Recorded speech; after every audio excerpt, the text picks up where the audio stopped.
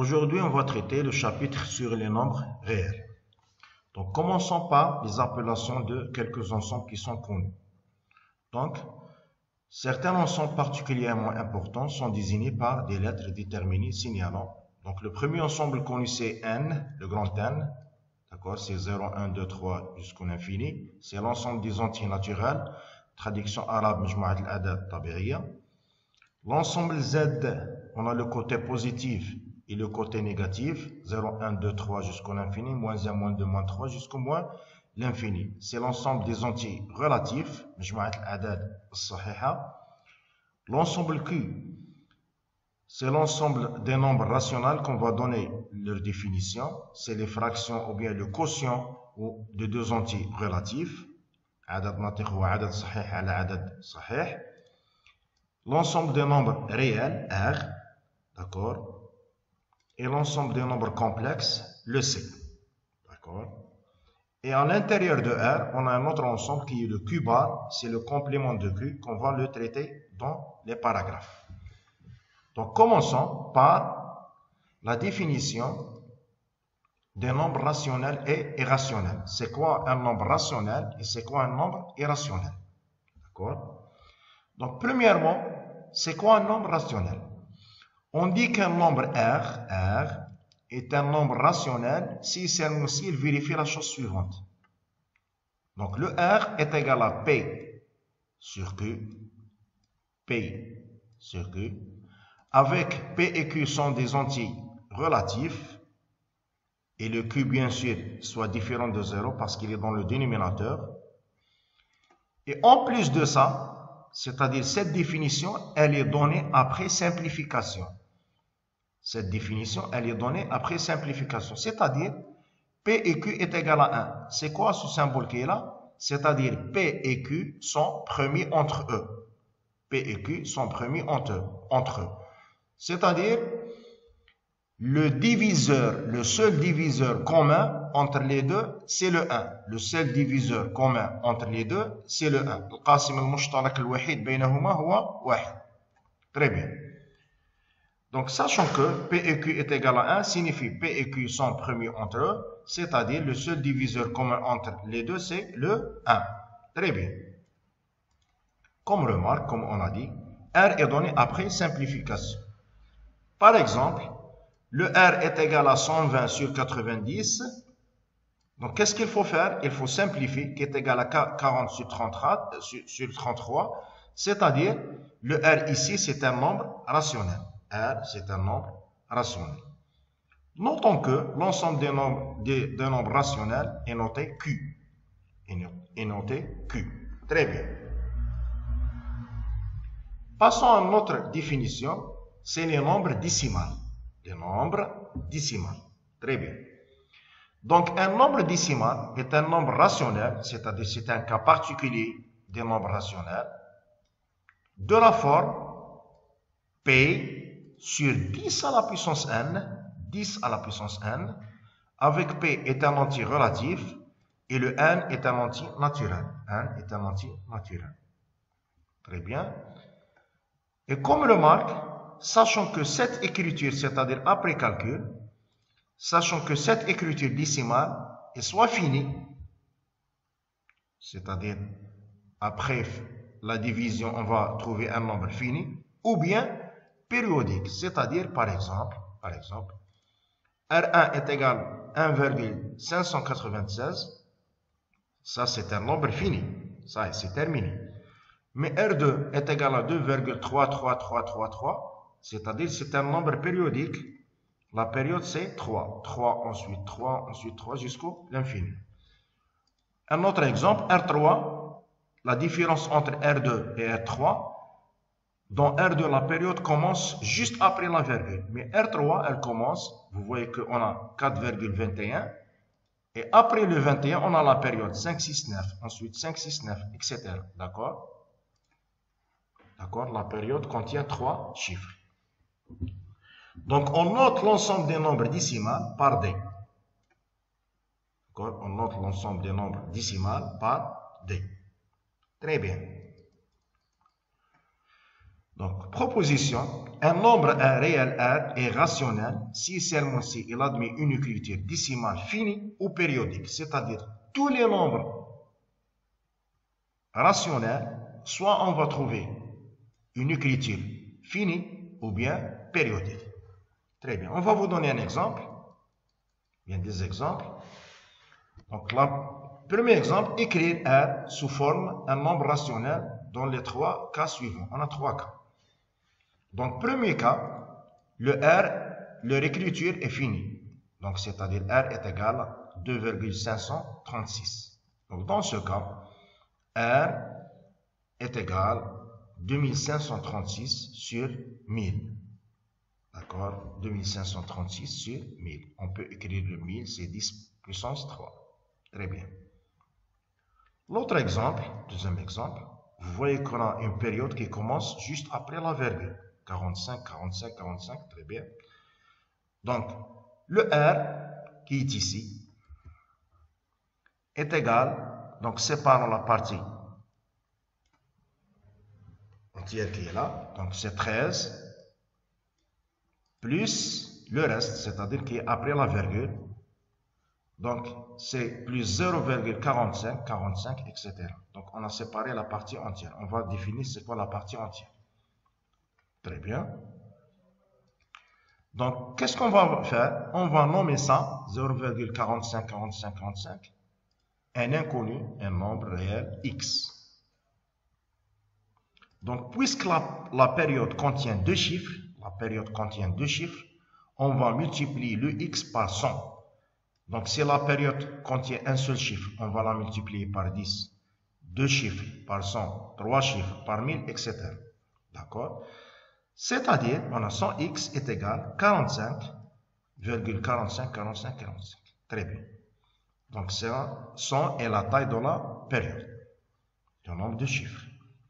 Donc, qu'est-ce qu'on a trouvé? On a trouvé 100x est égal, toujours, on va séparer la partie entière, 45 plus 0,45, 45, 45 jusqu'à l'infini. Et le nombre qui est là, c'est exactement x. Le nombre qui est là, c'est exactement x. Donc, le but de cette opération est de déterminer le x. Très bien.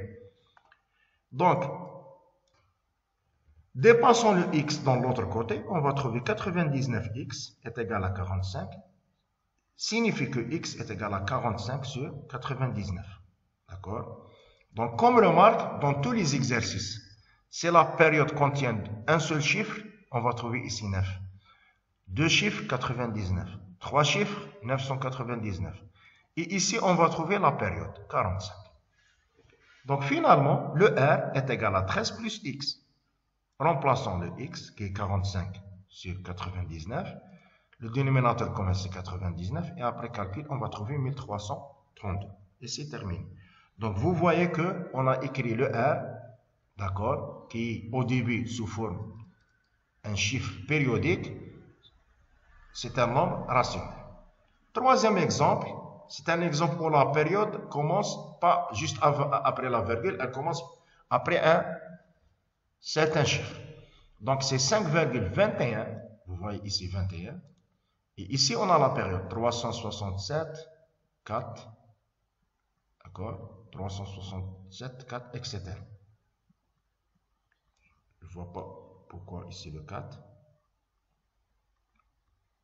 Non, pas ici le 4, d'accord? Donc, c'est 367. Très bien.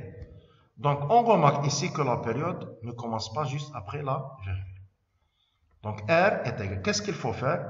Il faut déplacer la virgule juste avant le premier chiffre de la période. C'est-à-dire, on va multiplier par 100. Ici, parce qu'on a deux chiffres ici. Donc, c'est la même méthode qu'on a fait dans le deuxième cas, sauf on ne va pas travailler par R, on va travailler par 100R. Donc, 100R, c'est 521, donc vous voyez qu'ici, on a la période 367. Très bien. Donc, dans la période, on a trois chiffres. Donc, on va séparer la partie entière qui est 521 plus ça. Très bien. Donc, on va appeler l'inconnu, c'est x. Donc, puisque dans la période, on a trois chiffres, on va multiplier par 1000. On va multiplier par 1000. Donc, on va trouver 1000x est égal à 367, etc. Toujours, on va séparer la partie entière ici, 367 plus le reste. Donc, le reste, c'est exactement x. Finalement, on va déplacer le x, on va trouver 999x est égal à 367, c'est-à-dire le x est égal à 367 sur 999. Très bien. Donc, finalement, on a son R est égal à 521 plus x. Son R est égal à 521 plus x. Le x, c'est 367 sur 999. Après un simple calcul, d'accord? Donc, le R, on va diviser sur 100, c'est exactement ça. Donc, on a défini, ou bien écrire R sous la forme rationnelle. Très bien. Une autre définition, d'accord, c'est quoi un nombre premier? Premier en arabe, c'est adadun ouali. Donc, un nombre premier, un nombre naturel, il dit premier, s'il admet deux diviseurs. Deux diviseurs. Le 1 et lui-même. D'accord? Il faut, parce que le 1 divise tous les nombres, bien sûr, mais il faut qu'on ait l'autre, c'est lui-même. Parce que 1 n'est pas premier. 1 n'est pas premier, parce que 1 admet qu'un seul diviseur. Très bien. Donc, pour cela, les nombres premiers sont 2, 3, 5, 7, 11, 13, etc. Donc, sachant que l'ensemble des nombres premiers est infini, c'est-à-dire on a une infinité des nombres premiers. On a une infinité des nombres premiers. Très bien. Donc, définition des nombres irrationnels. Donc, on a dit qu'un nombre rationnel, il vérifie P sur Q avec P et Q sont premiers entre eux. Donc, maintenant, on va définir c'est quoi un nombre irrationnel. On dit qu'un nombre est irrationnel s'il ne vérifie pas la propriété d'un nombre rationnel. C'est-à-dire, on ne peut pas les écrire sous la forme P sur Q avec P et Q sont premiers entre eux. Pour cela, pour vérifier qu'un nombre est irrationnel, on utilise généralement le raisonnement par l'absurde. Pourquoi? Parce que la question est comme ça, montrer que le nombre est irrationnel. On n'a pas une propriété bien spécifique pour le nombre irrationnel. Pour cela, on va utiliser l'absurde. L'absurde, c'est le contraire. Le contraire de irrationnel, c'est les nombres rationnels. D'accord? Donc, toujours, si on est face à une question, montrer que le nombre est irrationnel, on va démontrer par absurde et trouver une contradiction pour utiliser la définition des nombres rationnels. Donc, on note l'ensemble des nombres irrationnels par Q bar. Très bien. Donc, une autre définition. R est un nombre irrationnel si seulement si R n'appartient pas à Q. Autrement dit, R n'admet ni écriture décimale finie, d'accord, ni décimale périodique, Par exemple, c'est-à-dire tous les chiffres qui sont infinis, c'est-à-dire on a les pointillés ici, et on n'a pas une période. Donc, par exemple, pi n'est pas rationnel, il est irrationnel. Le E, d'accord, l'exponentiel, c'est un nombre irrationnel. Donc, sachant que l'ensemble des nombres réels, c'est la réunion entre les nombres rationnels et les nombres irrationnels. C'est-à-dire, le Q bar, c'est le complément de Q. Le Q bar, c'est le complément de Q. On va vous donner un exemple. Montrons que racine de 5 est un nombre irrationnel. Donc, par l'absurde, toujours, pour utiliser la définition des nombres rationnels, on suppose que racine de 5 appartient à Q. C'est-à-dire, qu'est-ce que ça veut dire racine de 5 appartient à Q? C'est-à-dire, racine de 5 est égale à A sur B, avec A et B sont premiers entre eux. Et B, bien sûr, différent de 0. Même A ici, différent de 0, parce que si A est égal à 0, on ne va pas trouver racine de 5. Racine de 5, elle est différente de 0. Donc, dans cette égalité, ce qui nous gêne vraiment, c'est la racine. Donc, pour que la racine disparaisse, on va enlever au carré. on va trouver 5 est égal à A sur B, le tout au carré. C'est-à-dire, 5B au carré est égal à A au carré. Parce qu'on a ici A au carré sur B au carré, on va multiplier 5 fois B au carré, on va trouver qu'elle est égale à A au carré. Donc, dans ce cas, 5 divise A au carré. 5 divise A au carré, parce qu'on a 5 fois quelque chose est égal à A au carré. Très bien. Donc, 5 divise A au carré. N'oubliez pas que le A au carré, c'est A fois A. D'accord? Et puisque 5 est premier, d'accord? Si on a un nombre premier divise le carré d'un nombre, c'est-à-dire A fois A, donc ce qui est sûr, 5 divise A. Parce qu'après décomposition de A et le A, on va sûr trouver le 5, parce qu'il est premier. On ne peut pas le décomposer. Donc 5 divise A, car 5 est premier. Qu'est-ce que ça veut dire 5 divise A? Donc le A est égal à 5 fois K. Le A est égal à 5 fois A. Très bien. Donc on va remplacer ici. Et simplifions le 5 avec le 5. On va trouver B au carré est égal à 5K au carré. Ça veut dire 5 divise B au carré, qui est B fois B. D'accord? Mais 5 est premier, donc le 5 divise B. Finalement, qu'est-ce qu'on a trouvé? On a trouvé 5 divise A et 5 divise B. Et n'oubliez pas que A et B sont premiers entre eux. C'est l'astuce. Donc 5 différent de 1 est un diviseur commun de A et B, contradiction avec A et B sont premiers entre eux. Finalement, puisqu'on a trouvé une contradiction, c'est le raisonnement par l'absurde, c'est-à-dire racine de 5 est un nombre irrationnel. Racine de 5 est un nombre irrationnel. Comme remarque, tous les nombres premiers, leur racine est un nombre irrationnel. Très bien. Propriété. Donc la première propriété, la somme de deux nombres rationnels est un nombre rationnel. La somme de deux nombres rationnels est un nombre rationnel. Très bien. Deuxième propriété. Un nombre rationnel plus un nombre irrationnel me donne un nombre irrationnel. Rationnel plus irrationnel me donne irrationnel. Très bien. Troisième propriété. Irrationnel plus irrationnel, on ne peut rien dire. Irrationnel plus irrationnel, on ne peut rien dire. Très bien. Et la dernière propriété, elle est autour de la densité de Q.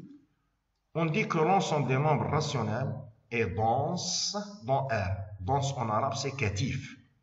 D'accord? Est dense dans R. C'est-à-dire, à chaque fois qu'on a deux nombres rationnels, Q1 plus et Q2, il existe un autre entre les deux. Par exemple, c'est Q1 plus Q2 sur 2. Il est au milieu entre les deux, d'accord? Il existe des nombres rationnels entre chaque deux nombres rationnels. C'est-à-dire, par exemple, dans les entiers naturels, le suivant après le 2, c'est le 3. Le suivant après le 2, c'est le 3. Le suivant après 5, c'est 6. Mais on n'a pas cette propriété dans Q. D'accord? À chaque fois qu'on a deux nombres rationnels, à l'intérieur, ou bien entre les deux, on a un autre. D'accord?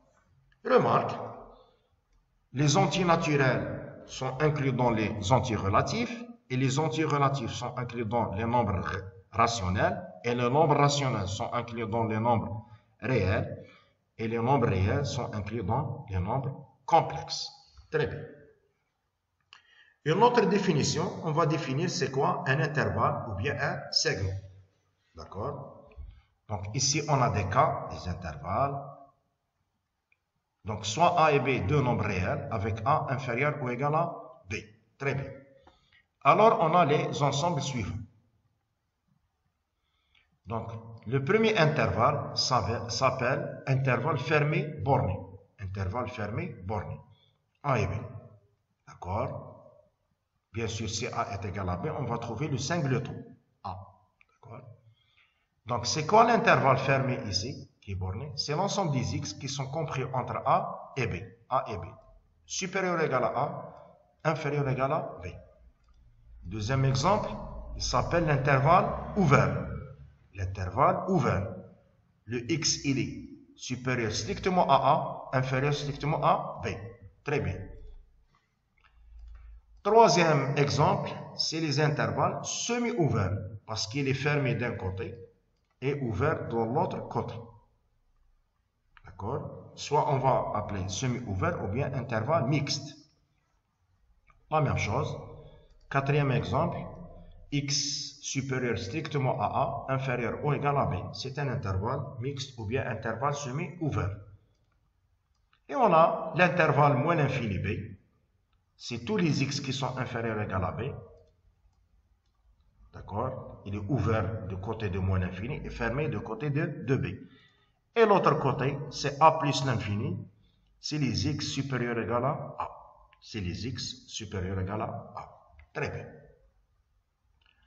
Passons à une autre définition. La valeur absolue. En arabe, c'est le qima al-mutlaq. Donc, on a des exercices dans ce paragraphe concernant la valeur absolue. Donc, on va définir c'est quoi la valeur absolue. Donc, soit on a des définitions. Donc, soit A et B, deux nombres réels. Alors, la valeur absolue de B moins A, la valeur absolue de B moins A est définie par la première définition. Il faut connaître que la valeur absolue est une distance. C'est-à-dire, la valeur absolue de B moins A, c'est la distance entre A et B. La distance entre A et B. Et remarquons que la distance, elle est toujours positive. Très bien. Bon, positif ou nul, parce que si A est égal à B, on va trouver que la distance, elle est nulle. Très bien. Ou bien, une autre définition. Donc, la première, c'est, on peut appeler la valeur absolue, c'est la distance entre A et B. L'autre définition, la valeur absolue de B moins A, c'est B moins A si B supérieur ou égal à A. Et A moins B, c'est A supérieur ou égal à B. Toujours, cette quantité, elle est positive. Très bien. Et dans le cas d'une variable x, on trouve ça.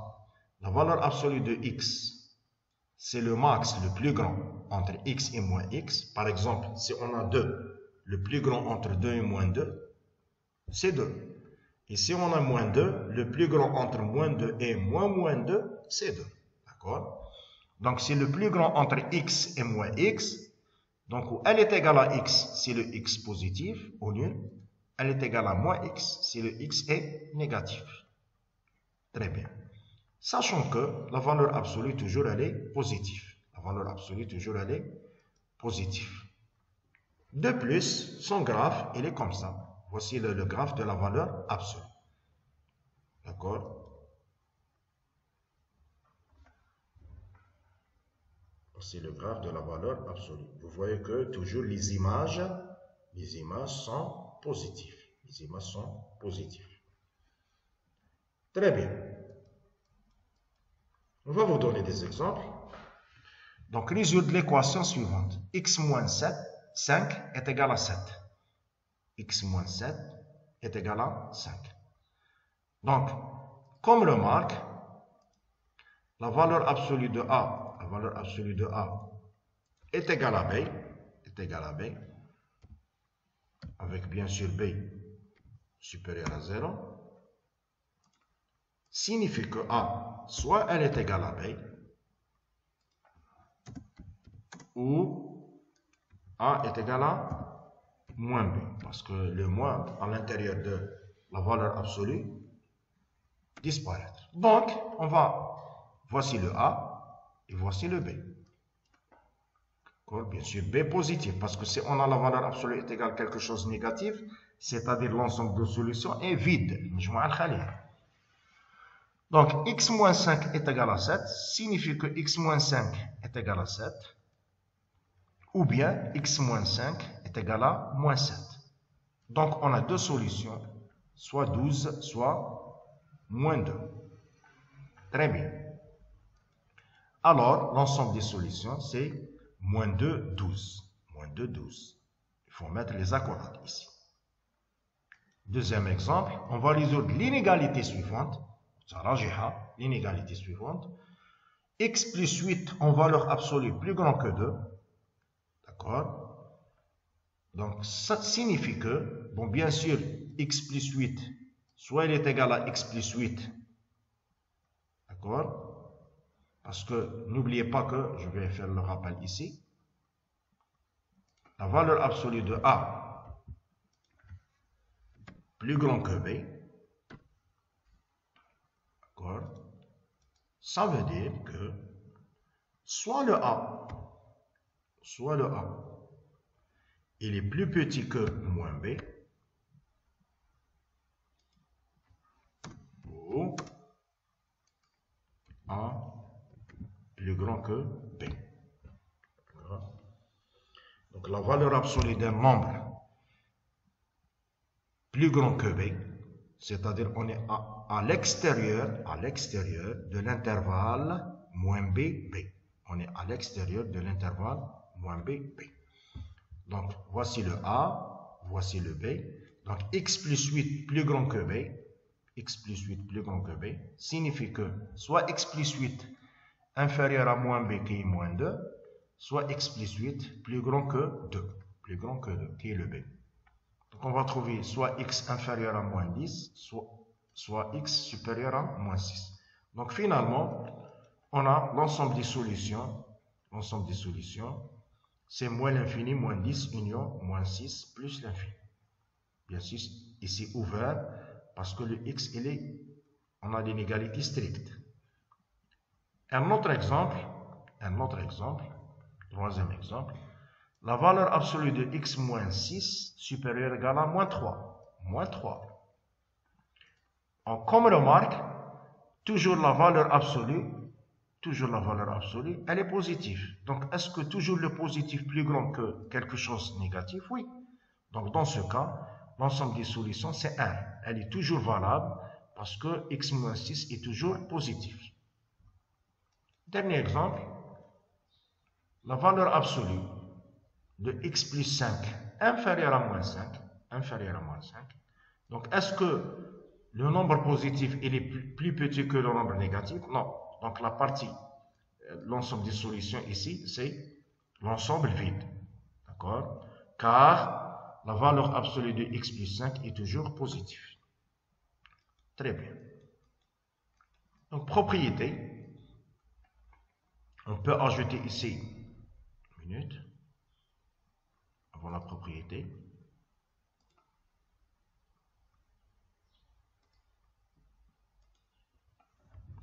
Donc, l'exemple 6. Toujours résoudre l'inégalité suivante.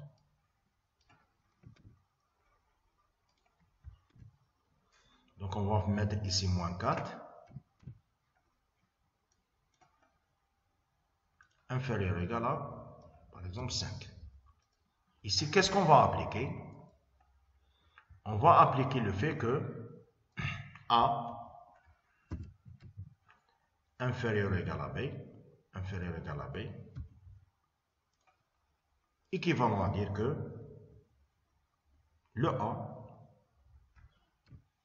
il est compris entre moins B et B. D'accord? Le A est compris entre moins B et B. Donc, dans notre cas, qu'est-ce que ça veut dire? X moins 4 c'est le A et le B c'est 5. Donc, équivalent à dire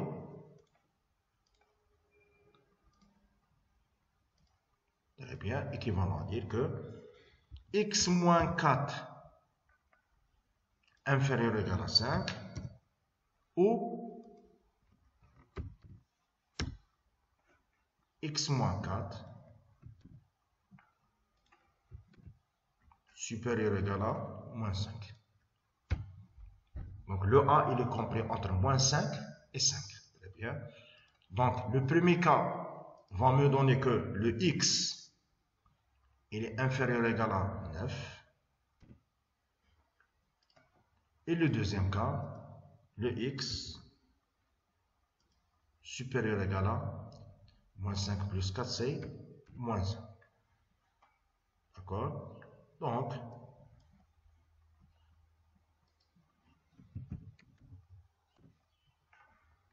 l'ensemble des solutions S, c'est les éléments qui sont compris entre moins 1 et 9. Moins 1 et c'est terminé. C'est les différents types de la résolution des inégalités et l'égalité dans le cadre des valeurs absolues. Très bien. Donc, propriété, la valeur absolue de x est égale à 0 signifie que x est égal à 0. La valeur absolue de moins x, c'est la même chose que la valeur absolue de x. N'oubliez pas que la racine de x au carré, c'est la valeur absolue de x. Quatrième propriété, la valeur absolue de produit, c'est le produit des valeurs absolues. Cinquièmement, la valeur absolue de x, le tout au carré, c'est la même chose de dire que c'est la valeur absolue de x au carré. Et on peut ne pas faire la valeur absolue de x parce que ça, il est toujours positif, x au carré. Toujours le x, il est supérieur ou égal à moins la valeur absolue, inférieur ou égal à la valeur absolue. Très bien. Septième propriété. B inférieur ou égal à A, c'est le cas qu'on a fait dans l'exemple. B inférieur ou égal à A avec A positif, ça veut dire B compris entre moins A et A. B supérieur à A avec A positif, ça veut dire B appartient à moins l'infini A union A plus l'infini. Et on termine par l'inégalité triangulaire. La valeur absolue de x plus y, c'est inférieur ou égal à la valeur absolue de x plus la valeur absolue de y. Pour la preuve de 9, on va vous donner deux méthodes. La première méthode, c'est x compris entre moins la valeur absolue et x. La valeur absolue de x. Et on a le y compris entre moins la valeur absolue de y et y. Faisons la somme. On va trouver que le x plus y, son valeur absolue, il est supérieur ou égal à moins la valeur absolue de x plus la valeur absolue de y entre parenthèses. Et inférieur ou égal à la valeur absolue de x plus la valeur absolue de y. Donc, d'après 7, donc on a ici 7. B compris entre moins A et A, ça veut dire la valeur absolue de B inférieure ou égale à A. Donc, voici le B, moins A et A. D'accord? Donc, c'est-à-dire la valeur absolue de B, elle est inférieure ou égale à A. Très bien.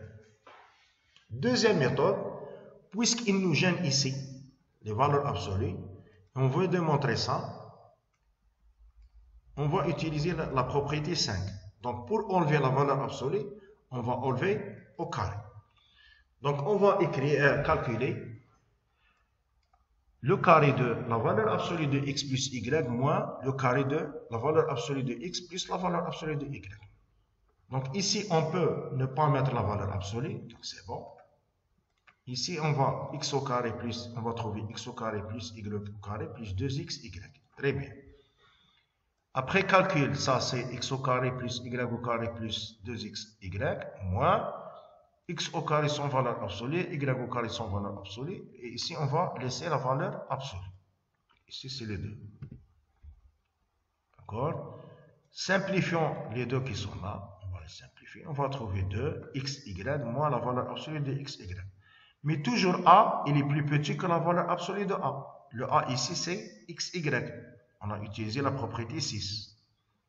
Donc ça, c'est négatif.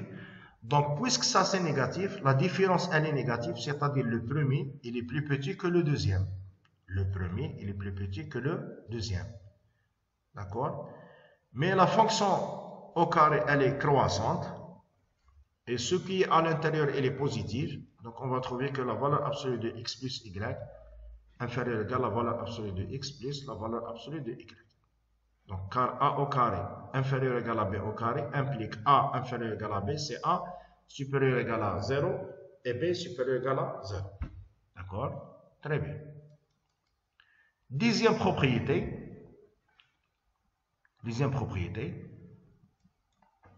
La valeur absolue de x moins la valeur absolue de la valeur absolue de x moins la valeur absolue de y, elle est inférieure ou égale à x moins y. Donc, ici, donc, on va écrire ça. La valeur absolue de x, c'est x moins y plus y. On a ajouté et retranché le y. On applique l'inégalité triangulaire. C'est la valeur absolue de x moins y plus y d'après 9. D'accord? On va faire passer le y qui est là à gauche. Donc, Donc, on va trouver la valeur absolue de x moins y, elle est inférieure ou égale à la valeur absolue de x moins y. Très bien. La même chose, on va faire le même travail, mais ce n'est pas pour x, pour y.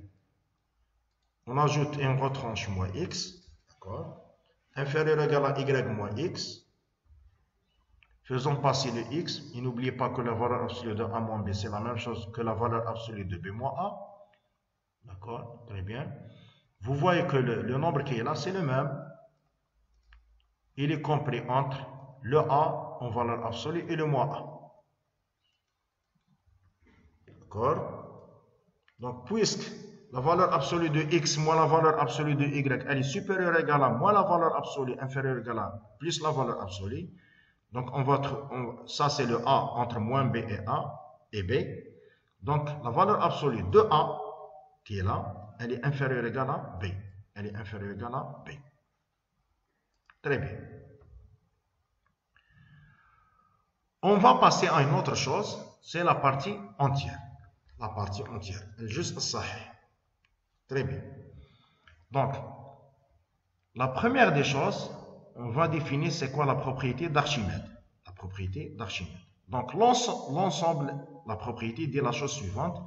L'ensemble R est archimédien. C'est-à-dire, c'est quoi archimédien? N'importe quel nombre réel, on peut trouver un entier naturel qui est plus grand que le nombre réel. C'est la propriété d'Archimède. C'est-à-dire, l'ensemble des entiers naturels, il se trouve dans toutes les positions dans R. C'est-à-dire, à chaque fois qu'on a un nombre réel, on peut trouver un entier naturel qui est plus grand que le nombre réel. Très bien. On va définir la partie entière, juste sahih. Donc, soit x est un nombre réel, alors on définit la partie entière de x, qu'on la note par e de x, c'est la notation de la partie entière, ou bien x entre crochets, par e de x est égal au maximum des entiers naturels, qui est inférieur ou égal à le nombre réel. Je répète, la partie entière, juste sahih, c'est le plus grand entier naturel à gauche de x. C'est le plus grand entier naturel à gauche de x, c'est-à-dire inférieur ou égal à x. Je commence par x et je cherche les entiers naturels qui sont inférieurs ou égal à x. Le premier, c'est la partie entière de x. Donc, c'est-à-dire le plus grand entier relatif inférieur ou égal à x. Comme remarque, le graphe, voici le graphe de la partie entière, il est en escalier. D'accord, le graphe. Parce que pourquoi? Les chiffres qui sont entre 1 et 2, leur partie entière, c'est toujours 1. Les chiffres qui sont entre 2 et 3, la partie entière, c'est 2, etc. Donc, exemple pour comprendre. Donc, c'est une fonction escalier. La partie entière de 2,8, c'est 2. Parce qu'on a 2,8. Le premier entier naturel inférieur ou égal à 2,8, c'est 2. La partie entière de 2, c'est 2. Pourquoi? Parce que le premier entier naturel inférieur ou égal à 2, c'est 2. D'accord? La partie entière de moins 2,8, c'est moins 3, c'est pas moins 2. Pourquoi? Parce que le premier entier relatif inférieur ou égal à moins 2, c'est moins 3. Bien sûr, ici, c'est appartient à Z. Appartient à Z. Et la partie entière de moins 2, c'est moins 2. Propriété. Toujours, le x, on trouve à gauche, c'est la partie entière, et à droite, la partie entière, plus 1. C'est-à-dire,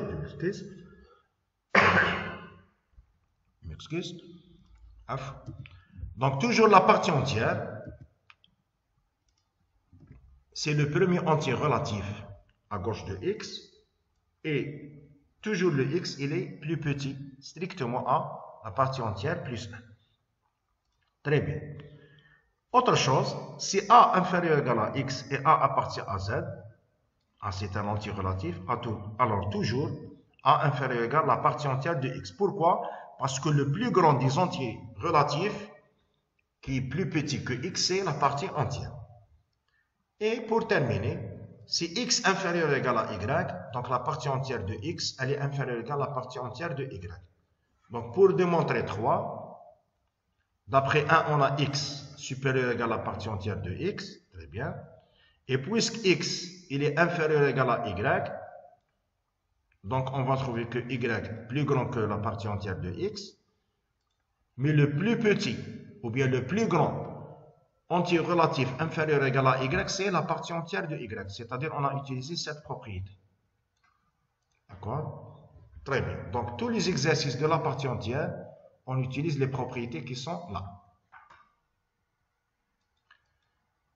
On va définir, pour terminer ce chapitre, l'ordre total inférieur ou égal sur R. Donc on dit que l'ensemble R est muni d'un ordre total pour la relation inférieure ou égale. Donc, s'il vérifie les trois propriétés suivantes. La première s'appelle la réflexivité, c'est-à-dire toujours x il est inférieur ou égal à x. Très bien. La deuxième c'est l'antisymétrique. Si x inférieur ou égal à y et y inférieur ou égal à x, automatiquement x est égal à y. Et la dernière c'est la transitivité. Réflexif c'est l'in'ikas, antisymétrique ضد تناظرية. Transitif, ta'addi. Ta'addi, c'est-à-dire, si on a le premier inférieur ou égal au deuxième, et le deuxième inférieur ou égal au troisième, donc automatiquement, le premier inférieur ou égal au troisième. Dans le chapitre suivant, Inch'Allah, on va généraliser cette propriété dans le cadre général. D'accord? Donc, à partir de l'ordre inférieur ou égal, on va définir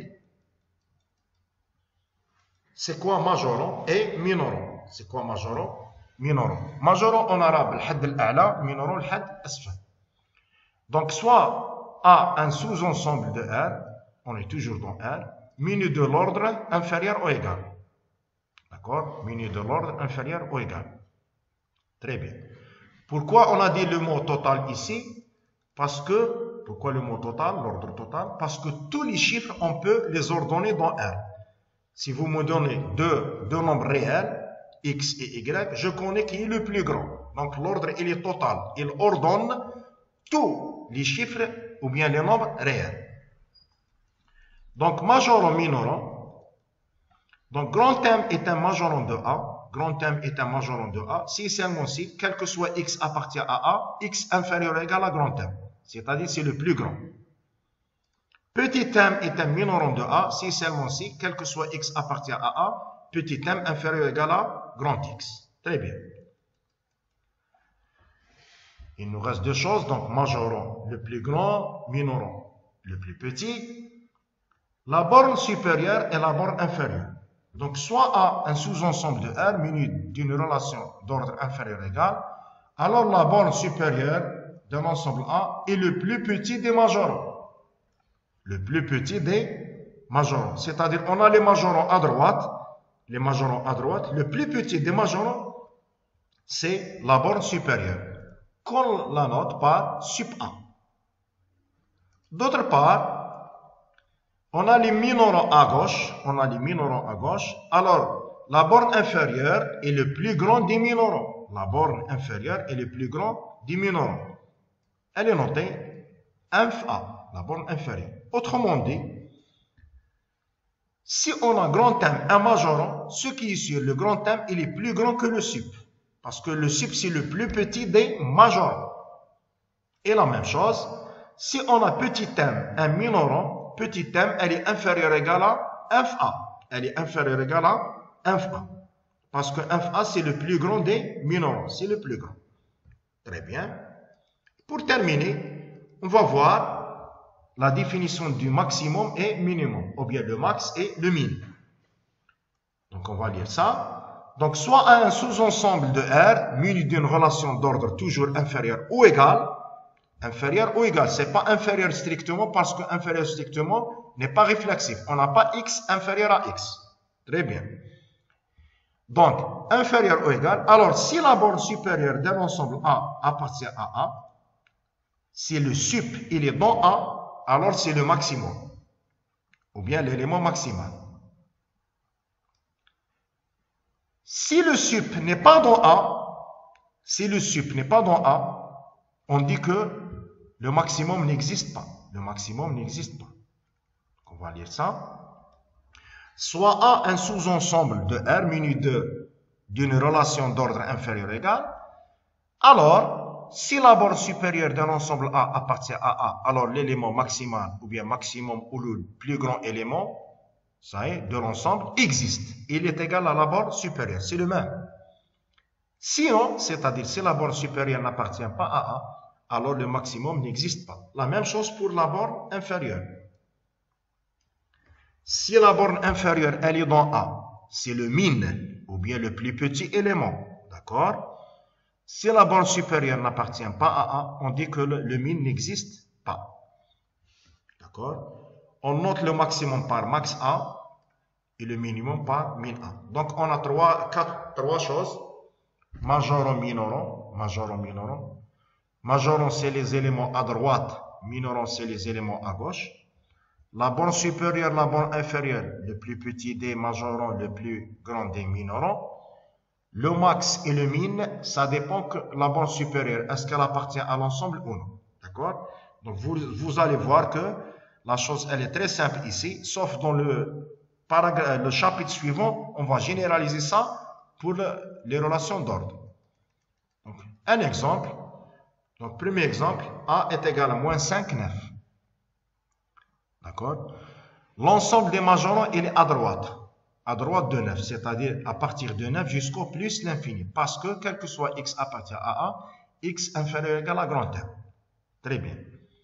Quel est le plus petit des majorons? Le plus petit des majorons, c'est le 9.